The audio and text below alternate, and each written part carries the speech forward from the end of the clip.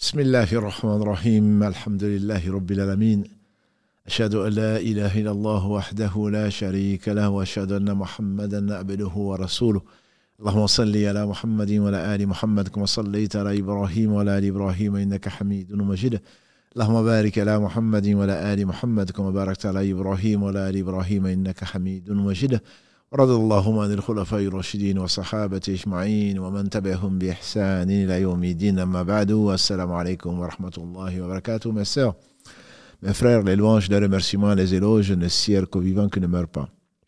Je nomme Allah, le premier qui n'a pas de début, le dernier qui n'a pas de fin. La parole dominant sur toute chose, l'omniscient, le juste, le sage par essence, par excellence, le parfait dans son essence, dans ses noms et attributs et dans tous ses actes qui oscillent d'une part entre sa bonté, sa bienveillance, sa miséricorde et d'autre part, basée sur sa justice qui elle-même est basée sur sa sagesse et sur son omniscience. Nous le louons, nous revenons vers lui repentant, nous lui demandons protection contre les conséquences de nos péchés et lui seul en sait les nombres et les tendances de l'âme. Et l'âme ordonne le mal, hormis celle à qui Allah fait miséricorde.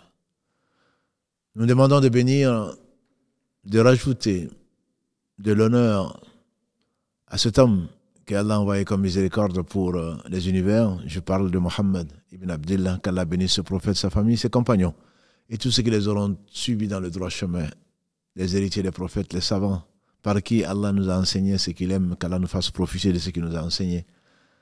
Donc, mes sœurs et frères, le plaisir est pour moi de revenir donc les mardis. Allah a voulu nous éprouver, puisque c'est le sujet de cette série que nous avons commencé, Inch'Allah.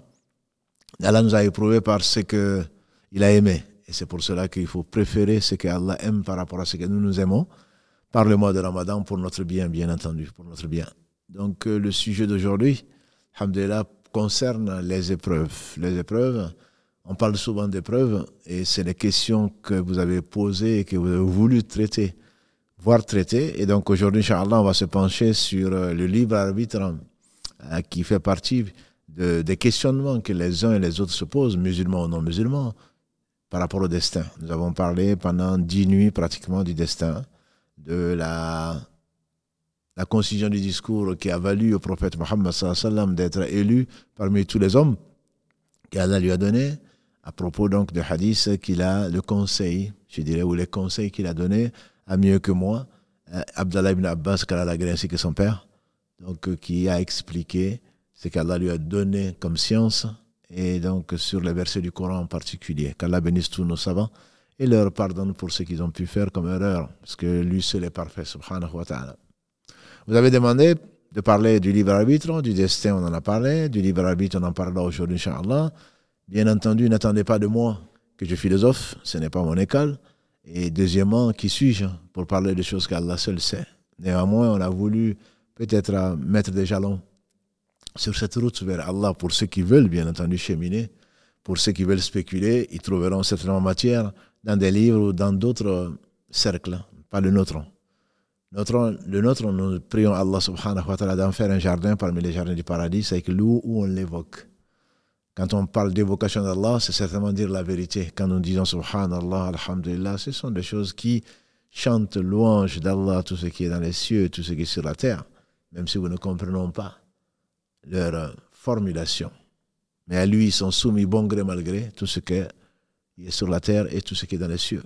Donc Allah, il est le premier qui n'a pas de début. Allah, il n'a besoin de rien. Il faudrait qu'on plante peut-être le décor. Allah existait avant lui, il n'y avait rien. Allah subsistera quand tout va disparaître. Allah, il est Al-Ghani, il est Al-Qayyum, il est celui qui se passe de tout, c'est le seul riche. Tout ce que nous avons, c'est un prêt. C'est un prêt qu'Allah nous a fait pour peu de temps, puisque ce monde et tout ce qu'il contient, bien entendu, ne valent pas grand-chose, sont éphémères. Allah, il est Al-Qayyum, c'est celui qui subsiste par lui-même, et sans qui rien ne subsiste. Ni dans les cieux, ni sur la terre. Pour dire que si Allah subhanahu wa ta'ala a créé, c'est lui qui a tout créé sans besoin, y compris ce que nous faisons, comme il le met dans la bouche d'Ibrahim, alayhi salatu wassalam, celui qui l'a rapproché, parmi les deux qu'il a rapproché le plus parmi les hommes, Wallahu khalaqakum wa ma ta'malun. C'est Allah qui a tout créé, y compris les épreuves. Allah, il sait. Il sait ce qui est, ce qui a été, ce qui sera, ce qui n'a pas été. Si ça avait été, c'est que ce serait. Allah, il est le sage. Tous ses actes, on a vu, oscillent entre sa miséricorde d'une part, sa justice de l'autre, qui elle est basée sur son omniscience et sa sagesse. Donc quand tu es croyant, quand tu es croyante, remercie Allah. Parce que la foi est venue pour te reposer, pour t'apaiser. Si la foi te pose un problème et que tu vas chercher des problèmes, parce qu'Allah subhanahu wa ta'ala nous a donné des solutions. Les problèmes sont des épreuves, comme des solutions d'ailleurs, pour voir qui est-ce que va le remercier ou qui sera ingrat. Satan a juré à Allah subhanahu wa ta'ala, nous l'avons déjà vu dans les astuces, les pièges de Satan, entre autres dans les versets 16 à 17 de la sourate 7 à l'Araf, il a juré à Allah de se mettre à droite, à gauche, devant et derrière nous, et tu ne trouveras pas, dit-il par insolence, que très peu de tes serviteurs qui sont reconnaissants. En effet, quand on connaît Allah, on ne peut que l'aimer, on ne peut être que reconnaissant. On ne peut être que reconnaissant, puisque tous les bienfaits, comme il le dit, notamment dans la sourate 16, verset 53, « Wa ma bikum min ni'matin fa min Allah » Tout ce que vous avez, tout bienfait que vous avez, ça vient d'Allah, subhanahu wa ta'ala. Donc, comment est-ce que tu pourras voir les épreuves comme quelque chose de mal?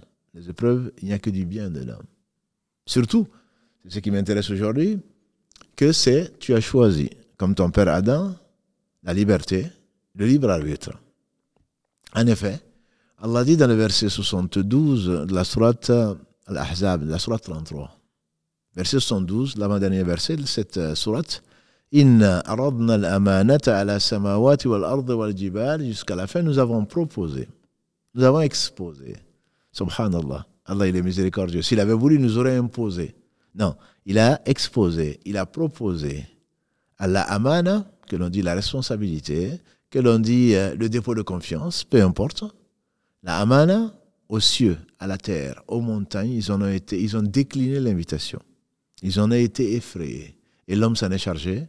Et il a été vraiment zaluman, jahula, un très grand injuste, pas seulement injuste, un très grand injuste, jahula, à cause notamment de sa très grande ignorance. Parce que celui qui ignore Allah, il ignore tout.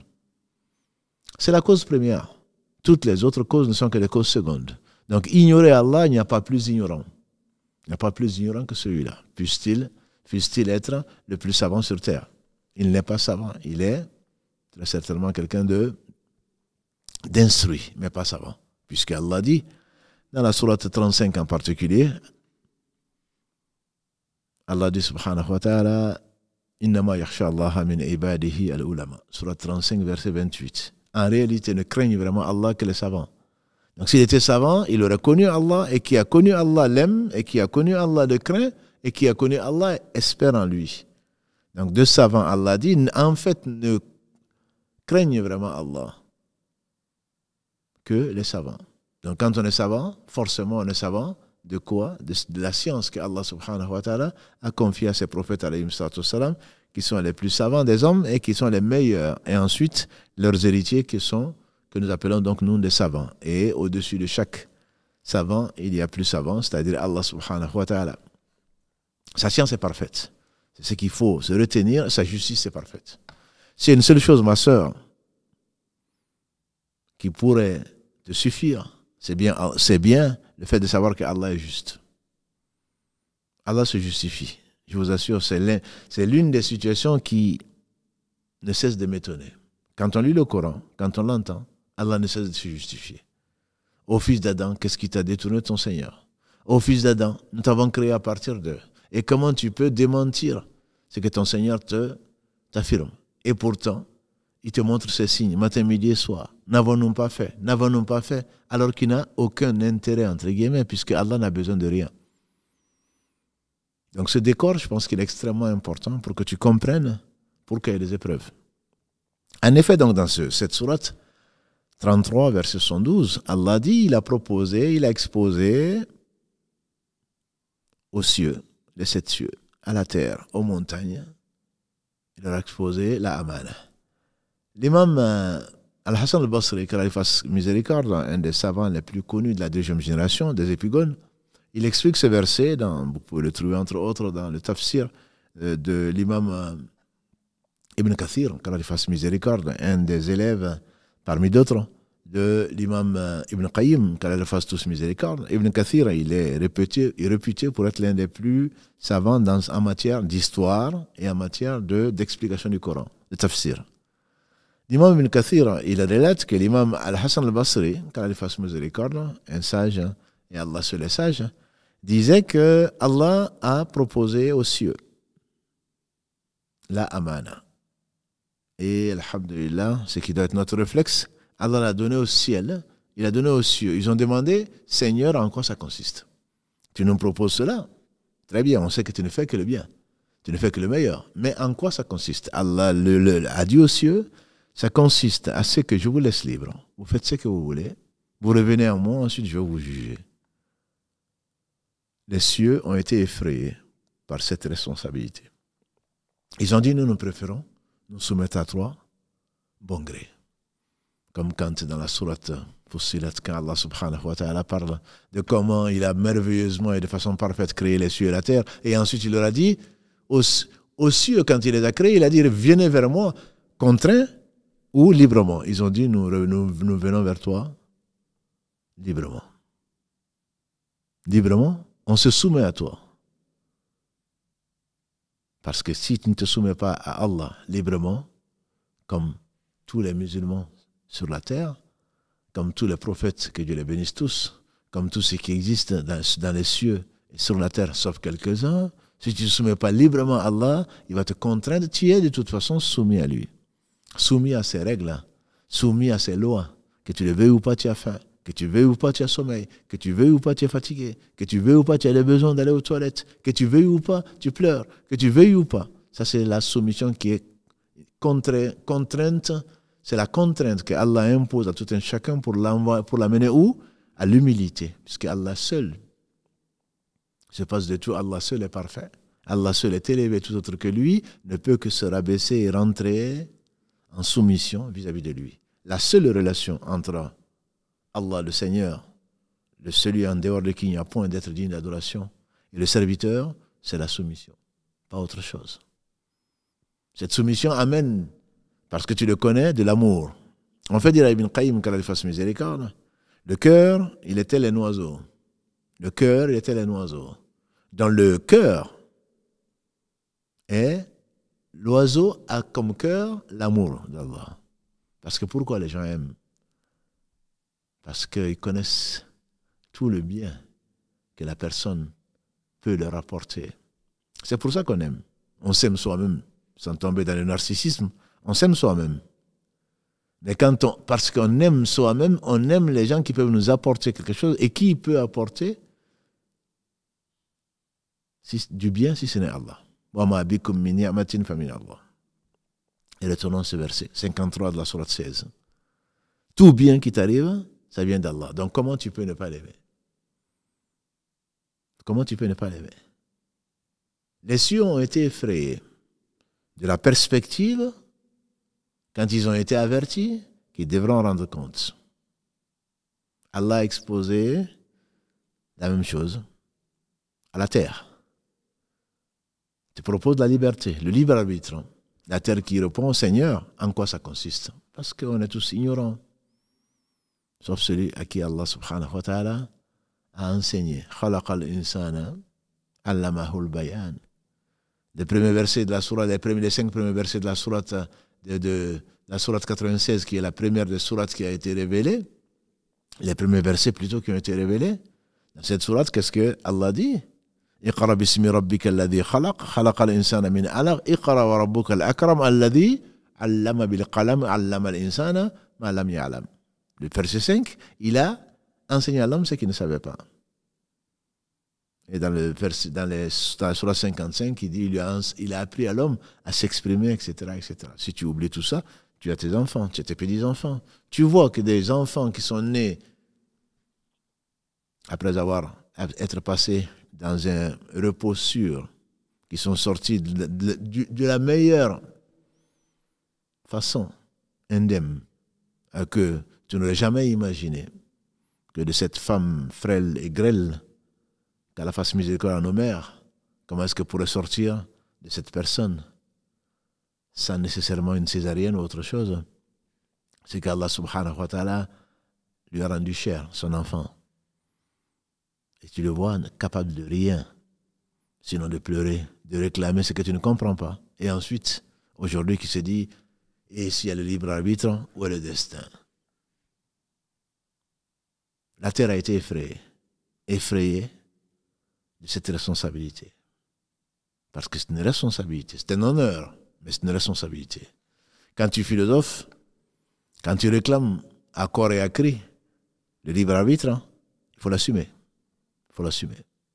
Et c'est la raison pour laquelle Allah subhanahu wa ta'ala, il a créé la mort et la vie. Allah a proposé la même chose aux montagnes, qui ont été également effrayées après avoir compris l'importance de la chose. Et ensuite, Allah, dans sa sagesse et dans sa miséricorde, a honoré l'homme au-dessus de beaucoup de choses, beaucoup de ses créatures. Il a soumis à l'homme beaucoup de choses dans cet univers. On s'en rend compte, ou pas. L'homme, quand l'exposé lui a été fait, je te propose la amana, je te confie des choses, la lieutenance sur la terre, sur toi-même et également pour gouverner, pour gérer la terre. L'homme a accepté cette responsabilité, ce qui a fait de lui l'un des meilleurs êtres qu'Allah a créé et mis sur la terre, et il lui a confié une responsabilité qui est donc le fait de gérer cette terre. Mais également parce qu'il a accepté, Allah lui dit, tu reviendras à moi. Et il n'y a pas de doute dessus. Une des choses sur lesquelles l'islam est basé, la foi en l'islam est basée, la foi au jour du jugement dernier avec tout ce que ça comporte. Après la mort, la tombe, la résurrection, le jugement, le paradis ou l'enfer. Et donc Allah nous a informés de tout cela par quoi? Par pure miséricorde. S'il avait voulu, il a fait, comme il a dit à Moussa, alayhi salatu wassalam, le grand prophète et le grand messager des fils d'Israël, sur lui la bénédiction divine, comme il a dit, l'heure arrivera, l'heure de la fin du monde, j'ai failli la cacher pour que chacun soit récompensé pour ce qu'il aura fait. Et donc dans ce verset 112, Allah nous dit que l'homme a accepté. L'homme a accepté cette responsabilité, al-amana. Et donc cette responsabilité, on dit la amana c'est quoi? C'est le fait, certains savants disent que c'est l'obéissance à Allah, d'autres disent que c'est le fait de ne pas lui désobéir, d'autres disent que c'est les ablutions, d'autres disent que c'est la prière. Peu importe, l'essentiel, c'est qu'Allah t'ordonne des choses et t'interdit d'autres.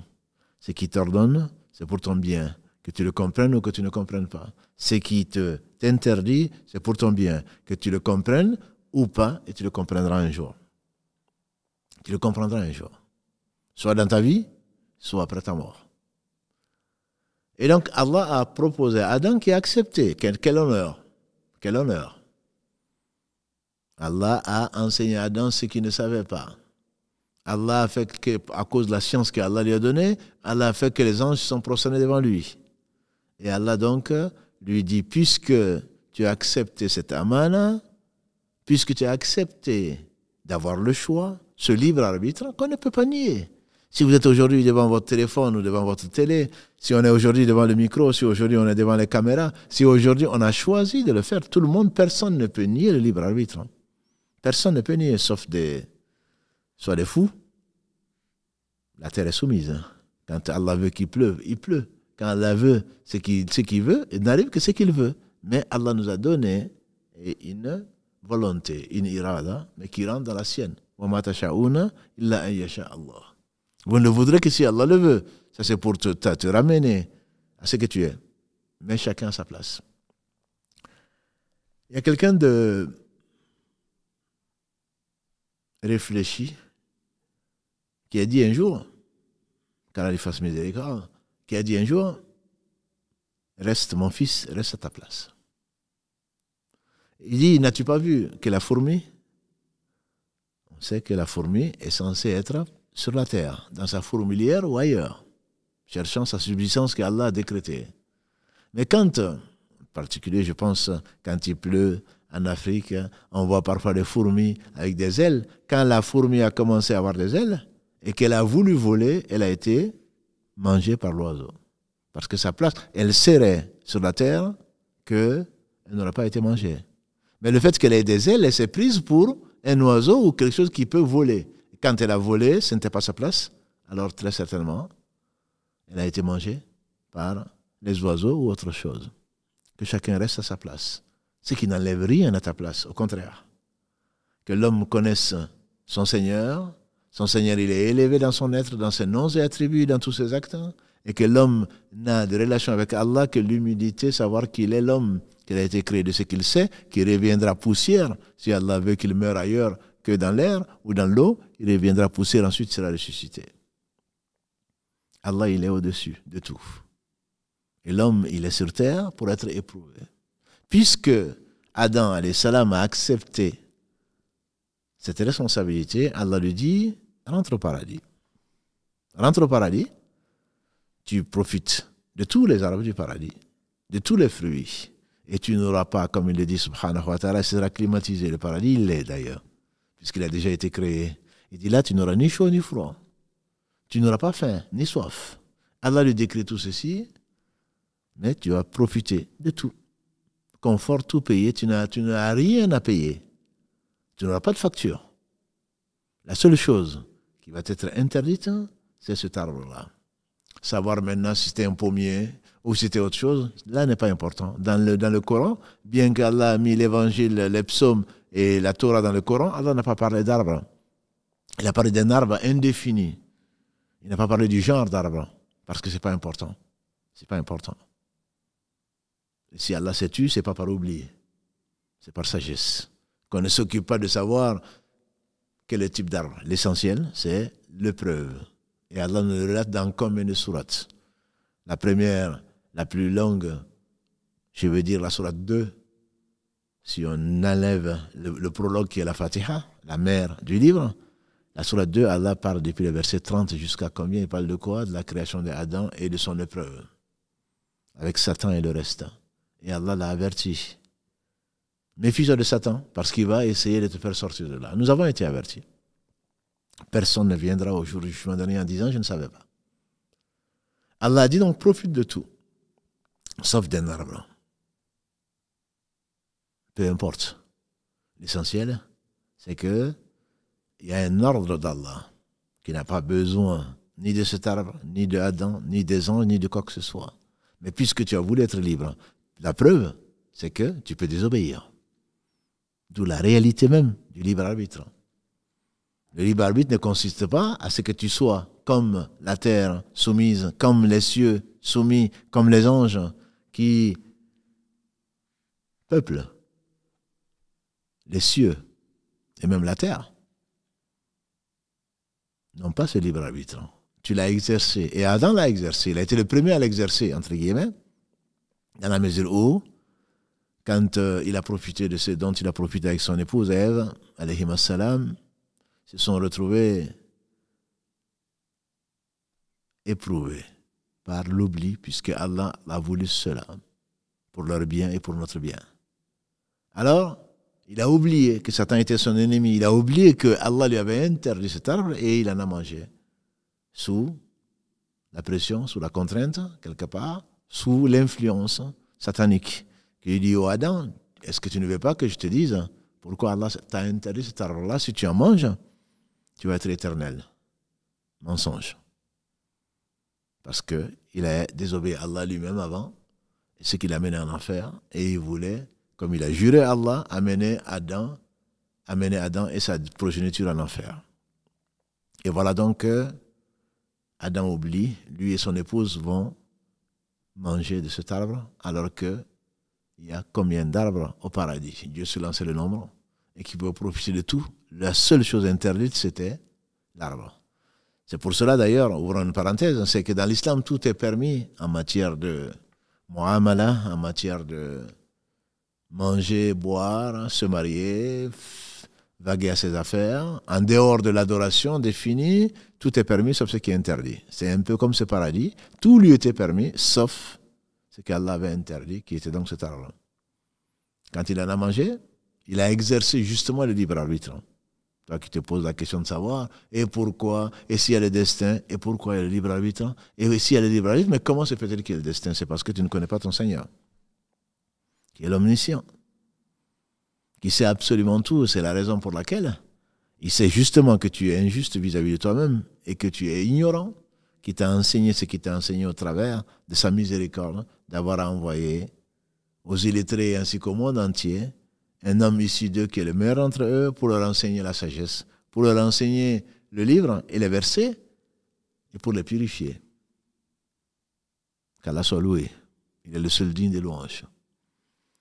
Donc, le libre arbitre existe, il a exercé Adam, alayhi salam. Il a exercé, et les conséquences furent quoi? C'est qu'il est sorti du paradis. Allah l'a interpellé. Adam ne t'avais pas dit que Satan était ton ennemi. Puisque tu m'as désobéi, tu vas quitter le paradis et tu vas descendre sur terre avec Adam et avec Satan.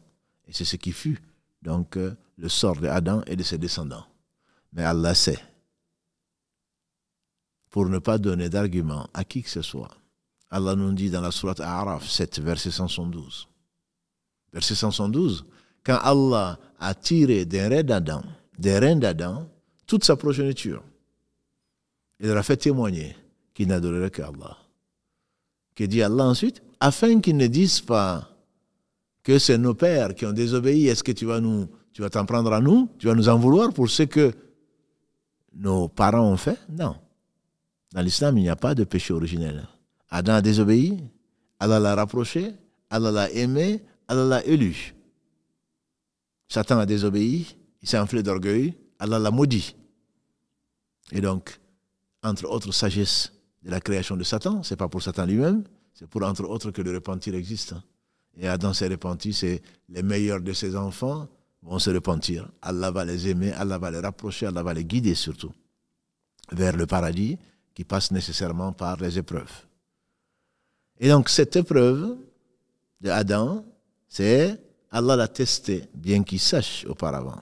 Mais Allah est miséricordieux, c'est pour cela qu'il a voulu ensuite que ce repentir existe pour lui, pour les prophètes, mais surtout pour tous les descendants des prophètes et des autres qui ont certainement moins de foi, à n'en pas douter, mais Allah les aime parce qu'il leur a donné la foi et il va les rapprocher, il va les purifier au travers des épreuves. Mais on verra, Inch'Allah, plus tard, si Allah le veut, on verra plus tard, combien de bienfaits, que dis-je, il n'y a que des bienfaits dans les épreuves. Mais ça, Inch'Allah, on aura d'autres occasions pour en parler. Allah nous a donc tirés tous des reins d'Adam. Et nous avons tous témoigné. Et Allah est témoin. Allah suffit comme témoin.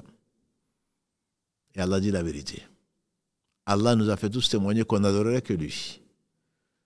Pour que demain on ne dise pas « Ah, je ne savais pas ». Et on a déjà dit également qu'Allah a tiré des reins d'Adam qu'il a tirés et montré à Adam un certain nombre de ses meilleurs, les meilleurs de ses enfants, dont Daoud alayhi salam, et dont l'âme brillait en fonction donc de leur piété. Mais là n'est pas notre propos aujourd'hui. C'est que nous avons tous accepté d'être libres. C'est la raison pour laquelle nous vivons cette liberté, et qui de l'utiliser à bon escient, et qui de l'utiliser dans le mal. Qu'est-ce qu'on appelle l'épreuve? Allah dit qu'il a créé la mort et la vie que pour nous mettre à l'épreuve. Entre autres, la sourate que vous lisez, que j'espère vous continuez à lire, c'est pour ceux qui ne la lisent pas, qu'ils l'écoutent au moins, le verset 2, entre autres, la sourate 67. Tabarakalladhi biyadihil mulku wa huwa ala kulli shay'in qadir. Béni soit celui dans la main de qui a la royauté. Ça s'appelle d'ailleurs la sourate de la royauté, la sourate al-Mulk. Verset 1, verset 2. Alladhi khalaqa al-mawta wal-hayata liyabluwakum ayyukum ahsanu amala. C'est lui qui a créé la mort et la vie afin de vous mettre à l'épreuve. Pour voir lequel d'entre vous a les meilleures œuvres. Bien sûr qu'il le sait. Mais l'homme, si demain, la part de l'enfer est définie, 999 sur 1000 des fils d'Adam, qu'Allah nous en préserve. Si demain Allah mettait, et il ne mettra que 1 pour 1000 des fils d'Adam qui rentreront au paradis, en tout cas sans passer par l'enfer, si Allah désignait un groupe, les gens disputeurs viendront certainement dire « Allah, pourquoi ce n'est pas juste ?» Or, il est juste. Et la justice implique nécessairement que les personnes soient jugées sur des faits et pas sur ce qu'Allah sait. Allah juge sur les faits. Pour juger sur les faits, il faut bien un examen. Et c'est lui qui dit également dans la sourate 18, verset 7, Inna zayyanna sama, inna zayyanna. Nous avons embelli. Donc, ce qui est au-dessus, walaqad zayyanna. Dans la sourate 18, verset 7, Allah dit qu'il a embelli ce qui est autour de nous, ce qui est au-dessus de nous, pour nous tester, pour voir celui qui est le meilleur à l'œuvre. Dans la sourate Muhammad 47, verset 31, Allah nous dit, Allah n'est pas nous laisser dans cet état-là, avant que nous sachions, nous, pour qu'il mette en évidence la foi, la sincérité des gens qui lui ont vendu leur vie, et donc dont la récompense sera le paradis. Dans la sourate Hud 11, verset 7, Allah parle de la même chose. Les épreuves sont faites donc pour nous tester, pour que demain soit honoré dans ce bas monde d'abord et dans l'au-delà ensuite, ceux qui ont été sincères. D'ailleurs, dans les premiers versets de la sourate Al-Ankabut, sourate 29, Alif Lam Mim, ahasiba an-nasa yutraku an yaqulu amanna wa hum la yuftanun. Les gens pensent Alif Lam Mim, les gens pensent-ils, c'est les versets 1 à 3, les gens pensent-ils qu'on va les laisser libres, qu'on va les laisser comme ça, alors qu'ils ne seront pas testés?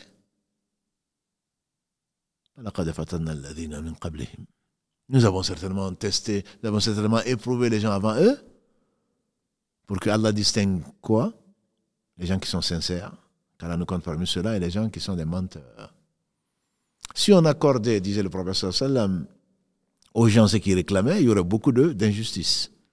Nous prétendons tous, en tout cas ceux qui suivent l'émission, à part quelques-uns que je salue, qui sont non-musulmans et qui quand même suivent nos lives, les gens se réclament, tout le monde dit qu'il est sincère.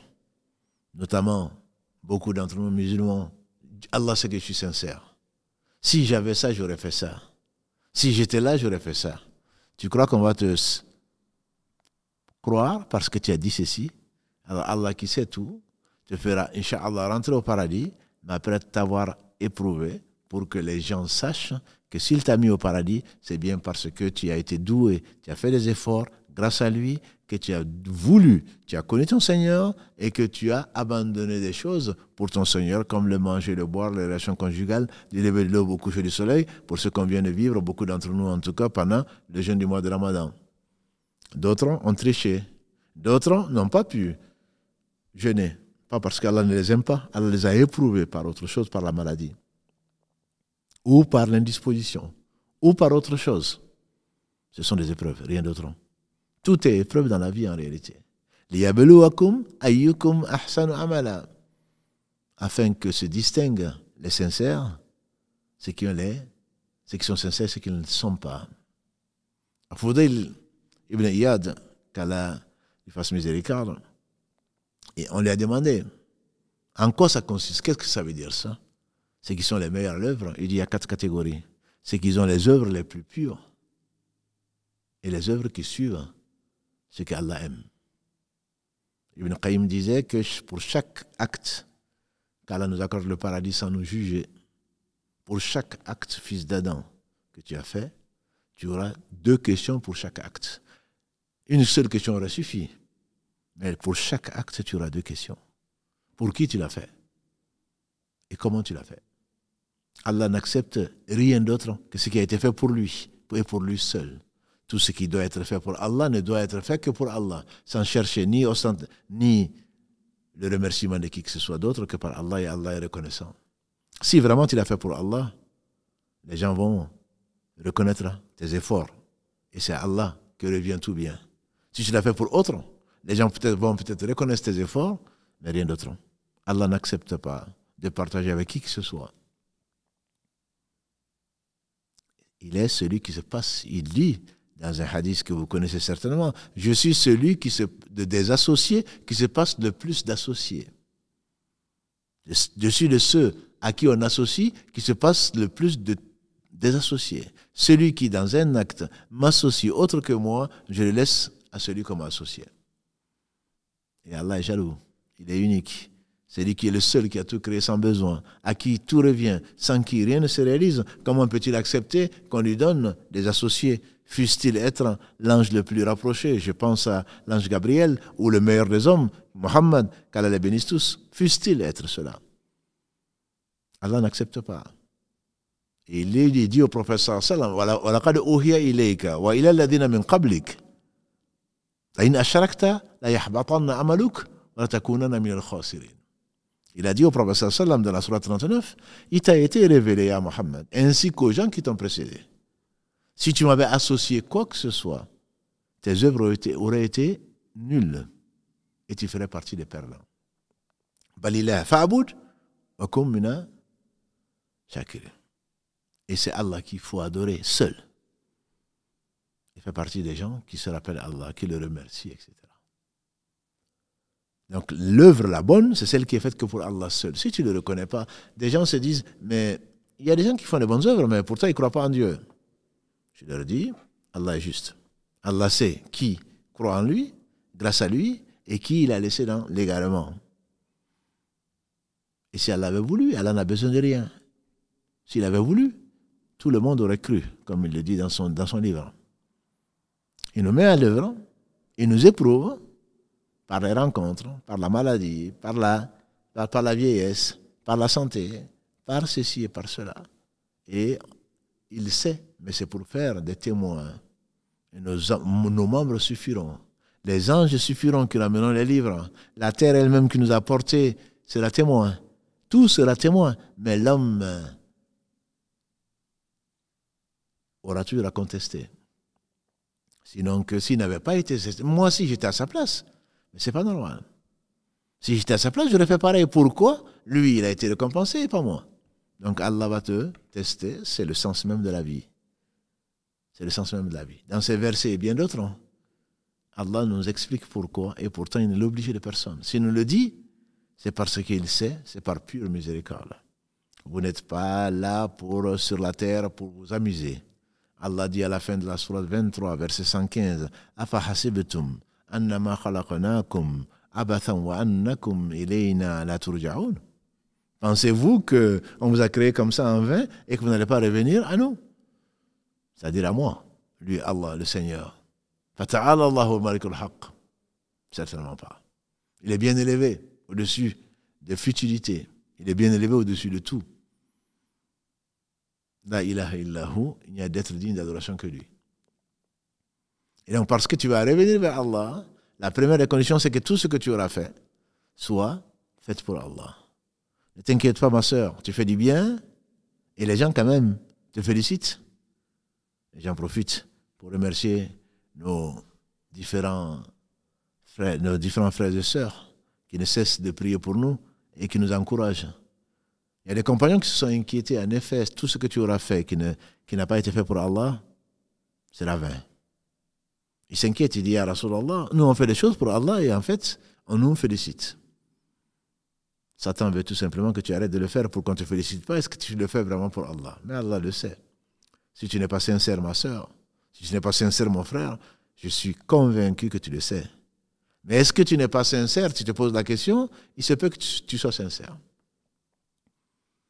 Allah va te tester. Si tu le fais pour lui, tu ne vas pas l'abandonner pour les si et peut-être que. Tu vas le faire parce que tu sais qu'Allah sait. Allah regarde les cœurs. Allah ne regarde pas vos apparences ou vos physionomies. Allah regarde vos actes et ce qui les accompagne, c'est-à-dire d'où ça vient, la source même, c'est le cœur. Les compagnons donc disent au prophète sallallahu alayhi wa sallam, Ya Rasulallah, on fait des choses pour Allah, qui doivent être faites pour Allah et pourtant on nous félicite. Il dit ça c'est une avance. On dirait aujourd'hui une avance sur consommation. Parce que quand Allah aime quelqu'un, vous le savez, il est si beau, on aime tellement. Parce que l'important c'est pas l'homme, c'est pas le fait d'aimer Allah, et on le verra peut-être une autre fois. L'important ce n'est pas d'aimer Allah. L'important c'est que Allah il t'aime. Que tu aimes Allah, il y a beaucoup de prétendants. Ibn Qayyim disait qu'Allah lui fasse miséricorde. Tout le monde dit aimer Allah. Tout le monde, j'entends par là ceux qui croient en Allah. En temps de facilité, puisqu'en temps de difficulté, de toute façon, tout le monde croit en lui. Mais en temps de facilité, quand tout va bien, entre guillemets, ou quand on a l'impression que tout va bien, Les gens qui croient en Allah prétendent l'aimer, même s'ils lui associent quelque chose, même s'ils lui désobéissent. Alors, Allah a révélé le verset 31 de la sourate 3. Dis-leur, ya Muhammad, Qul, in kuntum tuhibbuna Allah, fattabi'uni, yuhibbukum Allah, wa yaghfir lakum dhunubakum, wallahu ghafurur rahim. Dis-leur, oh Muhammad, si vous prétendez aimer Allah, ce n'est qu'une prétention. La preuve, c'est quoi? Alors suivez-moi. Allah vous aimera et vous pardonnera vos péchés. Ça, c'est la deuxième condition de l'œuvre bonne. Fait pour Allah, peut-être. Et Allah le sait. C'est pour cela que dans l'islam, l'intention ne suffit pas. On n'a pas à juger l'intention de qui que ce soit. Non, non, tu l'as fait ça pour ceci. Non, c'est Allah seul qui sait pourquoi il l'a fait. Tu n'as pas à juger son intention. Demandez à Osama bin Zayd, qu'Allah l'agrée, ainsi que son père. On dit celui qui aimait, le garçon qui aimait le prophète sallallahu alayhi wa sallam, parmi tous. Quand ils ont été en combat contre un peuple et qu'ils ont mis hors de nuire, lui, un Ansar, hors de nuire, un combattant de ce village, il a dit Ashhadu an la ilaha illallah, ashhadu anna Muhammad Rasulullah. Et le Ansar qui l'accompagnait, et quel bon serviteur d'Allah, il a laissé l'affaire à Dieu. Quant à Osama, il l'a tué. Et quand il est revenu, et que le prophète sallallahu alayhi wa sallam a entendu ça, il a dit Osama, as-tu tué quelqu'un qui a dit Ashhadu an la ilaha illallah, ashhadu anna Muhammad Rasulullah? Il a dit oui, ya Rasulullah, je l'ai tué parce qu'il a dit ça que par crainte, pour sauver sa peau, par crainte de la mort. Il a dit Osama, tu l'as tué alors qu'il a dit si. Il a tellement insisté, disait Osama, que j'aurais aimé n'être devenu musulman que ce jour-là. C'est-à-dire, on sait que là, comme Allah le promet, et sa promesse est vraie, celui qui devient musulman, Allah lui efface tout ce qu'il a fait auparavant. Bien sûr, en fonction de sa sincérité, je ne parle pas des hypocrites. Et donc, la deuxième condition, pour que l'œuvre soit bonne, ce pourquoi tu es éprouvé, c'est, la deuxième condition, c'est le suivi du messager d'Allah, parce qu'il ne parlait pas de lui-même, comme Allah le dit dans la sourate An-Najm 53, versets 3 à 4. وَمَا يَنْطِقُ عَنِ الْهَوَىٰ إِنْ هُوَ إِلَّا وَحْيٌ يُوحَىٰ. Il ne parle pas sous le fin de la passion. Ce n'est qu'une révélation révélée. Et donc, nous avons été créés. La mort comme la vie ont été créés pour nous mettre à l'épreuve. Mais la plupart des gens ne savent pas. Ils pensent qu'ils sont venus. Je n'ai pas demandé à venir, c'est ce que tu dis. En tout cas, tu es là. Et tu retourneras à Allah. Tout ce qui a existé, le temps d'un clin d'œil va être ressuscité. Un homme est venu trouver le prophète sallam en disant, on fait la contraception ancienne. La contraception qui est encore pratiquée par certains qui n'utilisent pas la pilule, etc. Qu'on appelle le coït interrompu. Ils sont venus voir le prophète sallallahu alayhi wa sallam en lui disant, Ya Rasulallah, on pratique le azl, le coït interrompu. Il a dit, vous faites ça. C'est le plus pudique des hommes. Comment est-ce que vous osez faire ça? Il a dit, oui, on fait ça. Il a insisté. L'homme a répondu, il a dit vrai. Et les Arabes ne mentaient pas. Il a dit, aucune âme qui doit témoigner au jour du jugement dernier ne va manquer à l'appel. C'est tout ce qu'il a dit. Parce qu'Allah y avait inspiré le meilleur. L'homme est revenu, il dit pourquoi? Il dit parce que je n'ai pas envie d'avoir d'enfant avec cette femme. Je veux continuer à l'avoir jeune, à vouloir en profiter physiquement, etc. Il a dit, toute âme qui doit témoigner au jour du jugement dernier ne va pas manquer à l'appel.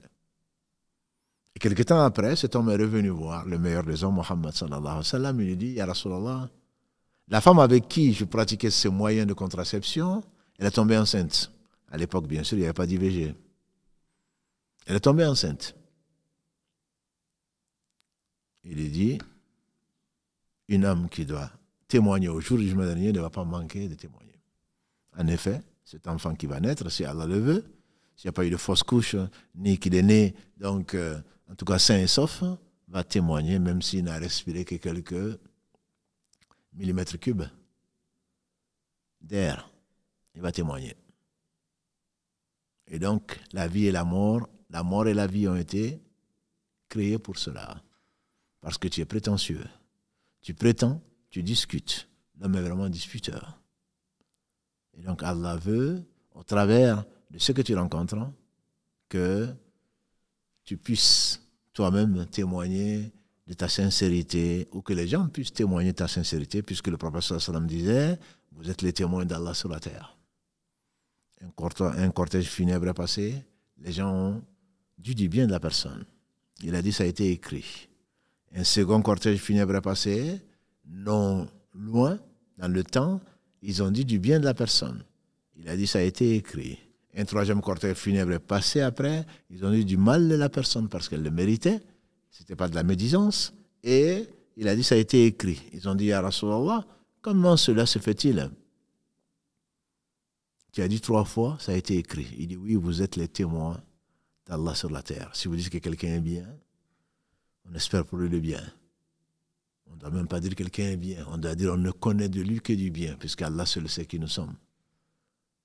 Si tel est le cas, si les gens, Allah, vous voilez tes défauts et que les gens pensent du bien de toi, c'est parce qu'Allah a voulu te faire miséricorde et cacher tes défauts.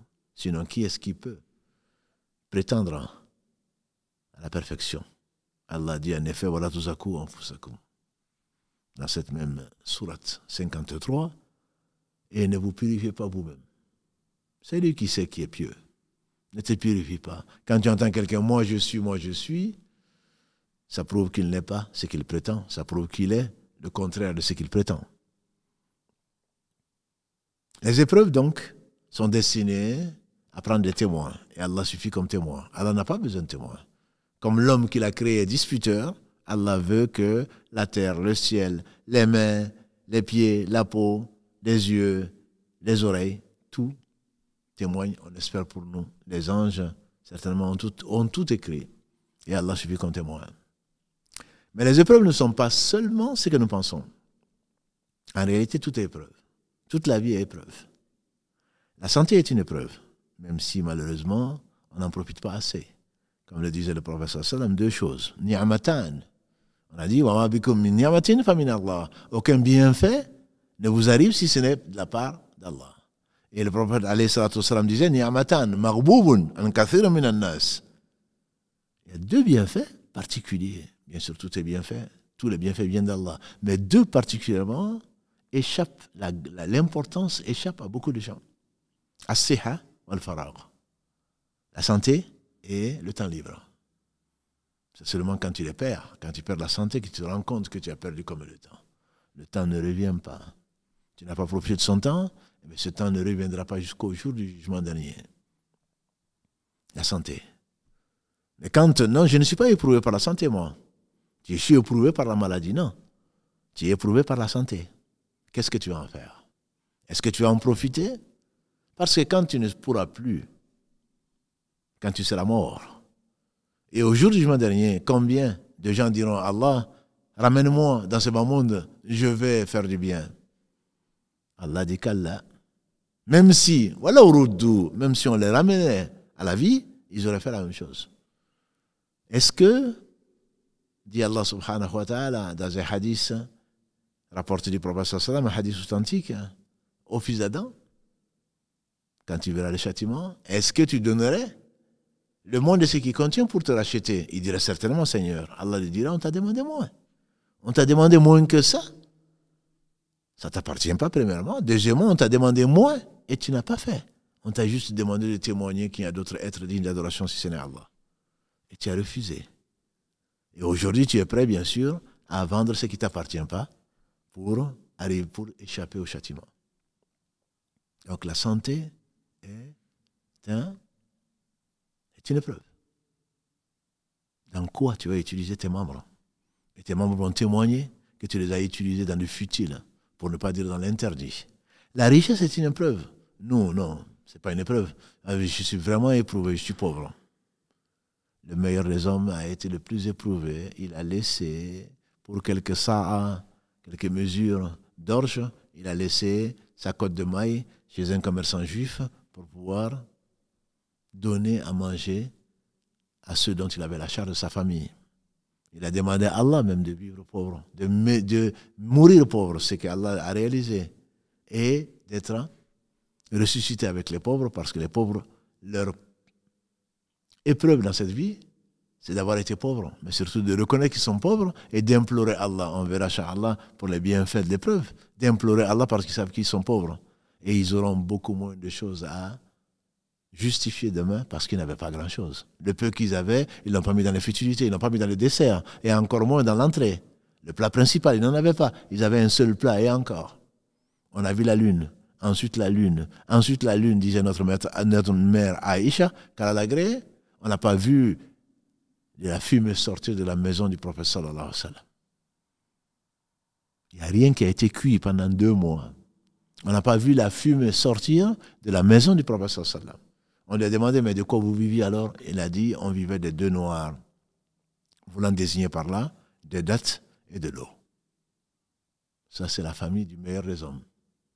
C'est une épreuve, certes. Si tu avais, toi, à vivre de cela, tu considérais comme une épreuve. Par contre, l'épaule d'agneau et les desserts et l'entrée et le reste, certainement, tu ne verras pas ça comme épreuve. Qu'est-ce qu'a dit le prophète sallam à un homme meilleur que moi, meilleur que nous, et à son compagnon, Abu Bakr et Omar? Ils sont venus, ils ont eu en entrée ce jour-là, et c'est exceptionnel, ils ont eu en entrée des dattes fraîches et de l'eau. Et ensuite, ils ont mangé de l'agneau qui a été cuit. Quand ils sont sortis là, le professeur m'a dit à Abu Bakr, on est sorti le ventre vide, on est rentré le ventre plein. Et pour cela, on sera interrogé. Mais toi, tu as fini de manger? Ah, alhamdulillah, oui, certainement. Les louanges appartiennent à Allah, à n'en pas douter. Mais tu seras interrogé dessus. Qu'est-ce que tu en as fait? Ton Seigneur t'a donné. Je ne parle pas de ce que tu respires. Je ne parle pas de ce que tu dégages. Je ne te parle pas de ce dont tu te couvres quand c'est en hiver ou en été. Je ne te parle pas de tout ce qu'Allah t'a donné et tout bien vient de lui. Mais tu seras interrogé dessus. C'est une épreuve. Quand tu as un bon look, quand tu te penses belle ou beau, plus qu'un tel et un tel, tu crois que c'est parce qu'Allah t'aime? Il y a plus beau. Notre mère Hawa, Ève, était la plus belle. Et une de ses filles, Sarah, qui est la mère d'Isaac et l'épouse d'Abraham, avait, après sa mère, l'allure la plus belle. Youssouf, alayhi salatu salam, avait la moitié de la beauté des humains. Et ça leur a servi, qu'ils ont mis dans le bien, et ils ne sont pas tombés dans le péché. Mais quand tu séduis, toi, quand ce qui t'intéresse, c'est de plaire, quand ce qui t'intéresse, c'est l'apparence, alors pour cela, c'est une épreuve, mais tu ne le sais pas. Pire encore, tu vas te moquer des gens que Allah a éprouvés, soit par la cécité, soit par autre chose. La cécité, prenons-la. Le prophète sallallahu alayhi wa sallam a dit, celui qui est éprouvé par la perte de ce qu'il aime le plus. Les savants sont unanimes pour dire, ce sont les yeux. S'il patiente, il n'aura pas d'autre récompense que le paradis. Quant à toi qui as eu des bons yeux, qui a été voir l'ophtalmo pour changer les lunettes, quand tu as pris de l'âge, autre chose, tu seras interrogé sur ce que tu as vu. Le prophète sallallahu alayhi wa sallam a dit, au fils d'Adam est attaché une part de fornication qu'il ne pourra pas éviter. Il a commencé par la fornication des yeux, c'est le regard. Je ne dis pas d'avoir vu. Allah a mis sur ta route des choses. Il t'a donné des yeux pour voir. Oui, tu as vu, mais ensuite tu as regardé. Le fait de regarder sera interrogé dessus. Pas le fait de voir. Ça te dépasse. Et tu vas plaindre l'aveugle. Et comme Allah dit, subhanahu wa ta'ala, dans ce très beau verset sur lequel il faudrait qu'on revienne, je vois que le temps passe très vite, qui est le verset 46 de la sourate Al-Hajj, la sourate 62. La ta'ama al-absar. Allah dit dans ce verset, ce ne sont pas en réalité, ce ne sont pas les yeux qui sont aveugles, mais c'est le corps. Al-latifi sudur. C'est les cœurs qui sont dans la poitrine, c'est eux qui sont aveugles. Parce qu'ils ont des yeux qui ne voient pas. Ils ne voient qu'avec des bâtonnets, C'est pas ça. C'est pas la constitution. C'est pas ça. Ce qu'il faut voir, c'est le cœur. C'est avec le cœur. Ce que tu aimes, tu n'appelles pas ça épreuve. En réalité, ce sont des épreuves. Je ne dis pas qu'il ne faille pas aimer. Naturellement, l'âme aime le repos, l'âme aime le bon, l'âme aime que l'on parle bien d'elle, l'âme aime. Et l'âme n'aime pas parfois ce qu'Allah aime. Mais ce sont des épreuves.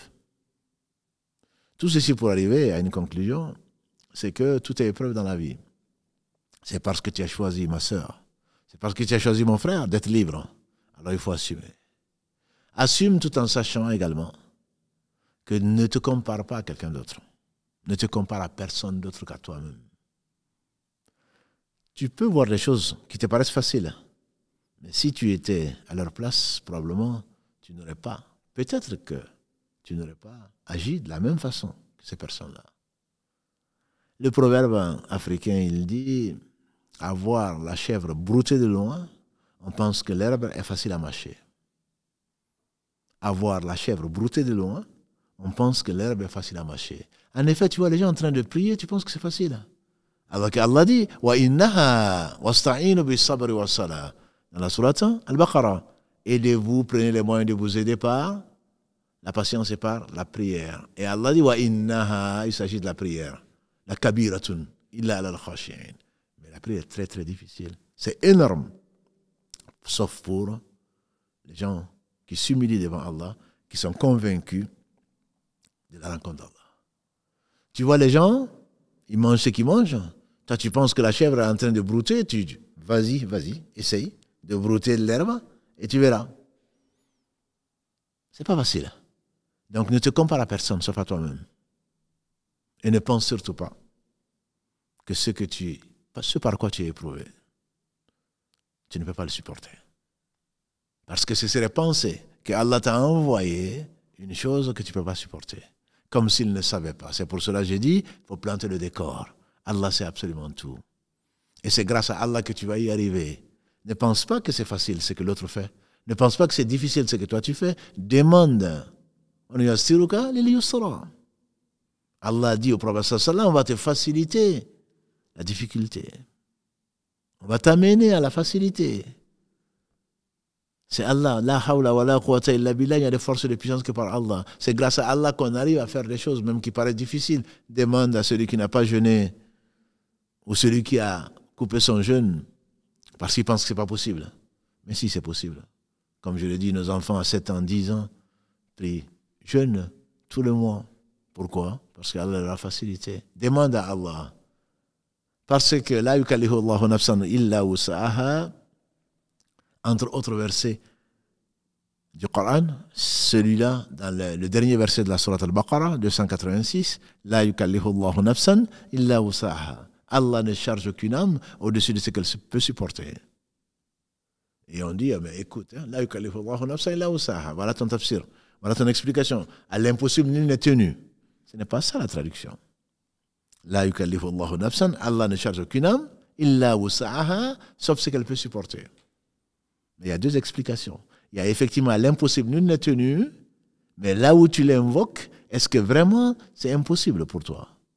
Si c'est impossible pour toi, Allah te permet de compenser autrement. Comme le disait Cheikh Uthaymin, rahimahullah, commentant le hadith du prophète sallallahu alayhi wa sallam qui dit, ce que je vous ai ordonné, abstenez-vous-en. Ce que je vous ai interdit, plutôt abstenez-vous-en. Ce que je vous ai ordonné, faites-le autant que vous pouvez. Si Allah t'a ordonné des choses, c'est pour ton bien. Si tu n'arrives pas à le faire parce que tu es malade, parce que tu as une excuse, alors tu peux faire la moitié, ou tu peux faire le tiers, ou tu peux faire le dixième. Mais n'abandonne pas la chose, parce qu'elle est indispensable. Celui qui peut prier debout, qui prie debout. S'il ne peut pas, qu'il prie assis. Allah le permet. Et s'il ne peut même pas, qu'il prie couché. Et s'il ne peut pas, qu'il prie mentalement. Mais n'abandonne pas, moi je ne peux pas prier. Pourquoi? Parce que je suis au travail. Je ne peux pas prier parce que je n'ai pas d'eau. Allah te dit, fais le tayammum. Si tu n'as vraiment pas d'eau, fais le tayammum. Fais la lustration pulvérale. Avec du sable, avec la pierre, avec ce qui sort de terre, avec du marbre, avec autre chose. Tu n'auras pas d'excuse, ma soeur. Tu n'auras pas d'excuse, mon frère. Ne te compare pas à d'autres. Oui, mais eux, c'est facile. Du temps du prophète sallallahu alayhi wa sallam, eux, c'était facile. Non, c'était pas facile. Je jure par Allah que c'était pas facile. On n'a pas le centième, mais le millième d'épreuves qu'ils ont traversées. Et Allah a choisi parmi eux les meilleurs. Il a choisi les meilleurs, qui sont les prophètes, parmi lesquels il a choisi les meilleurs, qui sont les messagers, parmi lesquels il a choisi les 5 meilleurs. Et les 5 meilleurs, Allah a envoyé Muhammad sallallahu alayhi wa sallam comme le meilleur homme que la terre a porté. Et après les prophètes, il a choisi les meilleurs pour accompagner le meilleur des hommes, pour que cette religion nous parvienne de façon intacte, malgré les épreuves que les uns et les autres ont traversées. Donc l'épreuve, c'est toute chose. Et si Allah t'envoie une chose, c'est que tu peux la supporter. Si tu ne peux pas la supporter, je suis sûr que ce Seigneur qui sait tout, qui est si miséricordieux, t'a donné des portes de sortie. Man yattaqillaha yaj'al lahu makhraja. Dans la sourate du divorce 65, Allah dit, dans les versets 2 à 3, Allah dit, celui qui craint Allah, il lui ouvre une issue et il donne de là où il ne l'attend pas. C'est pour cela que dans l'islam, le suicide est quelque chose qui est un péché, bien sûr, mais un grand péché. Parce que c'est désespérer d'Allah, ce n'est pas le connaître. Allah ne t'a pas envoyé une épreuve que tu ne peux pas supporter, ma sœur. Demande-lui, il veut simplement, parmi les bienfaits, que tu reviennes à lui. Parce que tu as mis ton espoir en autre que lui. Parce que si tu le connais, n'a-t-il pas délivré Abraham du feu? Ya nari, kuni bardan wa salam ala Ibrahim. Au feu soit douceur et paix pour Abraham. N'a-t-il pas créé Isa, Jésus, sans père? N'a-t-il pas créé Adam sans père ni mère? N'a-t-il pas fait parler qui l'a voulu? Le loup, l'enfant au berceau, n'a-t-il pas fait ce qu'il a fait? Donc, connais ton Seigneur et très certainement, les épreuves pourront passer et qu'Allah bénisse les anciens qui ont été tant éprouvés et qui l'ont surtout, parce qu'ils connaissaient Allah, l'épreuve est passée et l'épreuve passera. Kullu man alayha fan. Tout ce qui est sur cette terre est appelé à périr, à disparaître. Il est le seul, Allah subhanahu wa ta'ala, qui subsistera. Quelle que soit la chose, quelle que soit sa dureté apparente, elle va passer. Si seulement tu le savais. Si seulement tu pouvais t'appuyer sur celui qui ne disparaît pas, sur celui qui est l'omnipotent, rien ne lui résiste. Pourquoi tu veux que tu ne puisses pas supporter une épreuve que tu n'aimes pas, bien sûr? On a dit que l'épreuve, c'est toute chose. La mort et la vie ont été créés pour cela. Donc l'épreuve, c'est parce que, ma sœur, tu as voulu être libre, même si aujourd'hui tu l'as oublié. Mon frère, c'est parce que tu as choisi d'être libre, tu as été effectivement honoré. Nous avons été honorés par Allah et il nous a préférés à beaucoup de ses créatures. Et néanmoins, puisque nous avons voulu être libres, il faut assumer. Et c'est la justice d'Allah a impliqué ou implique sa sagesse, a voulu que les choses se réalisent et chacun sera jugé pas comme un autre. Même les jumeaux homozygotes ne seront pas jugés de la même façon. Chacun aura son barème. Certains ont fait ça, tu penses que ça mérite 10, mais Allah va le compenser par 100, voire 1000, parce que la chose était difficile. Ou parce qu'il leur a donné de quoi résoudre le problème, peut-être qu'ils n'auront qu'un. La personne vieille qui n'a pas d'envie. Le pauvre. Le roi, tu crois qu'ils vont être jugés de la même façon? Non. Les situations sont tellement diverses, je dirais même uniques, qu'Allah seul est juste. C'est pour cela qu'Allah, il est le juste. C'est pour cela qu'il a créé la mort et la vie. C'est pour cela qu'il a créé la résurrection. C'est pour cela qu'il va juger, trancher tous les différends. Qu'il soit béni, il est le seul digne de louange. Nous le louons, nous revenons vers lui repentant et nous nous demandons de nous assister dans nos épreuves. Parce que nous serons de toute façon éprouvés par ce que nous aimons, par ce que nous n'aimons pas. Qu'Allah nous permette donc d'assumer cette liberté si chère à beaucoup, mais de l'assumer, cela veut dire que tu seras éprouvé et tu seras testé et on verra bien si la sincérité qui vient du cœur est réelle ou si elle n'est que mot vain que la langue se permet d'utiliser comme mot, comme richesse de vocabulaire, alors qu'en réalité Allah sait qui on est et c'est pour cela qu'il nous a tester et qui nous met des épreuves sur notre route, on lui demande, c'est lui seul qui peut, de nous faciliter les épreuves parce qu'on en aura. Et les plus éprouvés ont été les prophètes. Et ensuite, les gens qui sont de plus en plus proches des prophètes. Qu'Allah les bénisse, à commencer par le meilleur des hommes, Mohammed, sa famille, ses compagnons. Tous ceux qui les auront suivis dans le droit chemin nous fassent l'honneur d'en faire partie. Notre prochain rendez-vous, Inch'Allah, ce sera samedi. سبحانك اللهم وبحمدك أشهد أن لا إله إلا أنت أستغفرك وأتوب إليك سبحان ربك رب العزة عما يصفون والسلام على المرسلين والحمد لله رب العالمين والسلام عليكم ورحمة الله وبركاته.